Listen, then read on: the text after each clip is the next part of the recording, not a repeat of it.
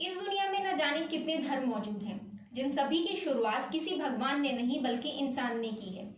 कई धर्म हजारों साल पुराने हैं तो कई केवल कुछ 100 साल पुराने ही हैं। दोस्तों, आज हम जिस धर्म की बात करने जा रहे हैं वह केवल कुछ सैकड़ों साल ही पुराना है, लेकिन दुनिया भर में इसका पालन करने वालों की आबादी अनगिनत है।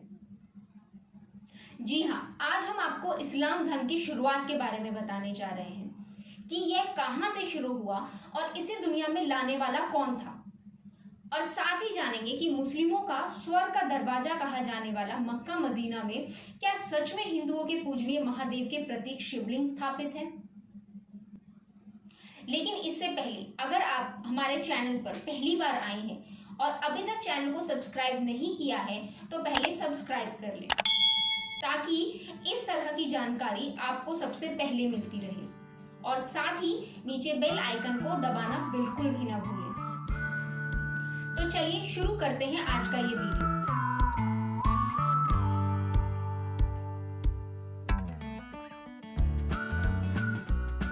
दोस्तों, इस्लाम धर्म की शुरुआत 7वीं सदी में सऊदी अरब से हुई थी और यही कारण है कि इस्लाम को दुनिया के सबसे नए धर्मों में गिना जाता है। कहा जाता है कि पैगंबर मोहम्मद ने इस्लाम धर्म की शुरुआत 610 ईस्वी में की थी। पैगंबर मोहम्मद ही वह इंसान है जिसने दुनिया को कुरान से रूबरू कराया। हालांकि कई लोगों का मानना है कि इस्लाम धर्म पैगंबर मोहम्मद के जन्म से पहले ही दुनिया में आ गया था। कुरान भले ही पैगंबर मोहम्मद ने सुनाई हो, मगर कुरान अपनी शुरुआत पैगंबर मोहम्मद के साथ नहीं जोड़ती। पैगंबर मोहम्मद का जन्म 570 ईस्वी में मक्का में हुआ था। पैगंबर के वालिदैन का नाम अब्दुल्ला और अमीना बताया जाता है। उनके सर से वालिदैन का साया कम उम्र में ही उठ गया था, जिसके बाद उनकी परवरिश उनके चाचा ने की। बताया जाता है कि मोहम्मद के चाचा ने उनका निकाह 25 वर्ष की उम्र में एक 40 वर्ष की खादिजा के साथ तय कर दिया था। शादी के बाद उनकी 4 बेटियां और 2 बेटे थे। पैगंबर मोहम्मद ही वह व्यक्ति हैं जिन्होंने इस्लाम को मक्का से मदीना की ओर बढ़ाया था। उन्होंने धीरे धीरे अपने साथ लोगों को इस्लाम का महत्व बताते हुए मक्का से मदीना की ओर ले गए। 632 ईस्वी में 63 साल के पैगंबर मोहम्मद का इंतकाल हो गया, लेकिन इस्लाम धर्म को आगे बढ़ाने के लिए एक नया वारिस मिल गया था, जिसका नाम था खलीफा अबू बकर। खलीफा ने इस्लाम को सभी देशों में आगे बढ़ाया, जिसकी वजह से आज मुसलमानों की संख्या लगातार बढ़ती जा रही है। चलिए अब जानते हैं मक्का मदीना में शिवलिंग होने का सच। दोस्तों, जैसा कि हम सब जानते हैं, रामायण में सभी राक्षसों का वध हुआ, लेकिन रावण की बहन शूर्पणखा का वध नहीं हुआ। उसकी नाक और कान काटकर उसे छोड़ दिया गया था, जिस कारण वह कपड़े से अपने चेहरे को छुपा कर रखती थी। रावण के मर जाने के बाद वह अपने पति के साथ शुक्राचार्य के पास चली गई और जंगल में उनके आश्रम में रहने लगी। राक्षसों का वंश खत्म ना हो, इसलिए राक्षसों के गुरु शुक्राचार्य ने भगवान शिव जी की आराधना की। शिव जी ने उनका अपना स्वरूप शिवलिंग शुक्राचार्य को देकर कहा कि जिस दिन कोई वैष्णव इस पर गंगाजल चढ़ा देगा, उस दिन राक्षसों का नाश हो जाएगा। उस आत्मलिंग को शुक्राचार्य ने वैष्णव मतलब हिंदुओं से दूर रेगिस्तान में स्थापित किया, जो आज अरब में मक्का मदीना में है। शूर्पणखा जो उस समय चेहरा ढककर रखती थी, वो परंपरा को उसके बच्चों ने भी निभाया। आज भी मुस्लिम औरतें चेहरा ढकी रहती हैं। शूर्पणखा के वंशज आज मुसलमान कहलाते हैं। शुक्राचार्य ने इनको जीवन दान दिया, इसलिए ये शुक्रवार को विशेष महत्व देते हैं। शिव भगवान का संबंध चंद्रमा से भी है, इसलिए मुस्लिम लोग चांद देखकर ही रोजा खोलते हैं। और शायद यही कारण है कि मक्का मदीना में गैर मुसलमानों का प्रवेश वर्जित है। जैसा कि हम सब जानते हैं, इस्लाम धर्म में 786 का महत्व मुस्लिम धर्म को मानने वाले और मिस्र के लोगों का मानना है कि 786 अंक बहुत पवित्र है। यह उनके लिए भाग्यशाली अंक है।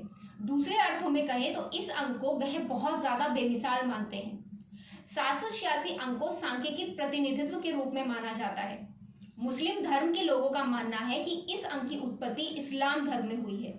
हालांकि इस्लाम में पवित्र अंक 786 की उत्पत्ति और महत्व का कोई उल्लेख नहीं मिलता। इस्लाम में बिस्मिल्लाह यानी अल्लाह के नाम के स्थान पर इस अंक का उपयोग करने की प्रवृत्ति है। कहते हैं कि यदि बिस्मिल्लाह अल रहमान अल रहीम को अरबी या उर्दू भाषा में लिखा जाए तो उन शब्दों को जोड़ा जाए तो उनका योग 786 आता है। इसलिए लोगों को अल्लाह के नाम पर संबोधन देने के लिए एक विकल्प के रूप में 786 का पवित्र अंक उपयोग करने की सलाह दी गई। इस्लाम धर्म विज्ञान को नहीं मानता, इसलिए कुछ मुस्लिम धर्म के अनुयायी की माने तो लोगों को अल्लाह की इबादत करने के लिए इस अंक को संकलन किया गया। चलिए अब जानते हैं 786 का हिंदू धर्म से संबंध। सनातन धर्म के मुताबिक 786 का मतलब ओम होता है। राफेल पताई अपनी पुस्तक द जीविस माइंड में बताते हैं कि तंत्र और गुलामी की दास्ता के बीच ये संसार रहता है। कुरान की सभी अरबी प्रतियों पर अंकित रहस्यमय अंक 786 है। अरबी विद्वानों ने परमात्मा के रूप में इस विशेष अंक का चुनाव निर्धारित कर इसे ईश्वर के समान दर्जा दिया। अगर इस जादुई संख्या को संस्कृत में लिखा जाए तो ओम जादुई संख्या 786 दिखाई देगा। यहाँ तक कि श्री कृष्ण का भी संबंध है अंक 786 से। सच्चिदानंदन घन परम ब्रह्म परमात्मा पूर्ण अवतार में श्री कृष्ण ने बांसुरी के 7 छिद्रों से 7 स्वरों के 7 हाथों की 3-3 उंगलियों से यानी 6 उंगलियों से बांसुरी बजाकर गांव को मुग्ध कर दिया। 7 छिद्रों और 7 स्वरों वाली बांसुरी को देवकी के 8वें पुत्र प्रिय श्री कृष्ण ने अपनी उंगलियों से बजाकर समस्त चराचर को मंत्रमुग्ध कर दिया था। इस तरह श्री कृष्ण और 786 अंक का महत्व जितना मुस्लिम धर्म में है उतना ही हिंदू धर्म में भी है। एकता के प्रतीक 786 अंक ज्योतिषी के अनुसार 786 को परस्पर जोड़ते हैं तो 7 + 8 + 6 21 होता है। 21 को भी जोड़ा जाए तो 2 + 1 3 अंक होता है, जो कि लगभग सभी धर्मों में अत्यंत शुभ और पवित्र अंक माना जाता है। 3 उच्च महाशक्तियां ब्रह्मा, विष्णु और महेश, अल्लाह, पैगंबर और नुमाइंदे की संख्या भी 3 तथा सारी सृष्टि के मूल में समाये प्रमुख गुण सत्य, रज और तम भी 3 ही है। अर्थात हिंदू धर्म में एवं मुस्लिम धर्म दोनों में ही दोनों धार्मिक प्रतीक मिलते जुलते हैं। यहाँ तक कि मुस्लिम द्वारा 786 अंक को बहुत पवित्र माना जाता है और हिंदू धर्म में भी 786, 21 और 3 अंकों का बहुत महत्व है।